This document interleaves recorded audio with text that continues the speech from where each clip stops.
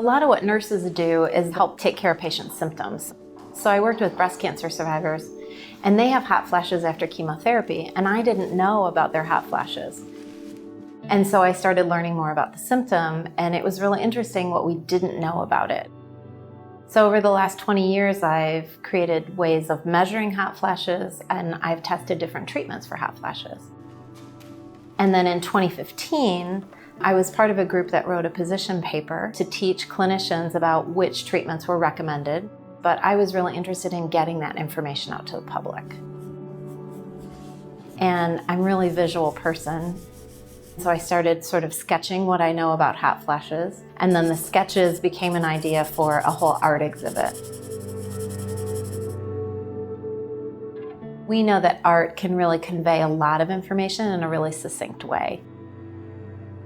The other thing about art is that it's really appealing to people. It's accessible to a large variety of audiences.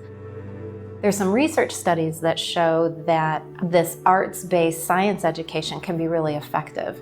And what it does is it actually kind of immerses the viewer in the experience, so they have more of an embodied experience, and we know that actually enhances their learning. There's an entrance hall, and that's really designed to pull people into the exhibit. And then the central exhibit space has 7 sculptural elements.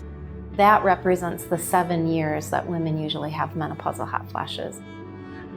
And women will sort of wander around that middle central exhibit space, and part of that is to mirror the wandering that they do in looking for information.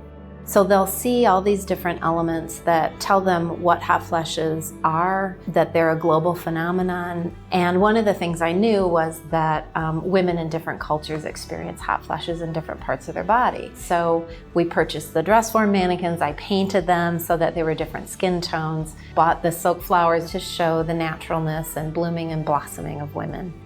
We've used warm colored flowers because there is a lot of heat. But where the flowers are placed on the body is where women feel the hot flashes. Our main purpose is to educate the public so that they can have a meaningful conversation about menopausal hot flashes, whether that's with family and friends or a healthcare provider. But we want to equip them with some information and some facts so that they can raise their curiosity, have a conversation about it.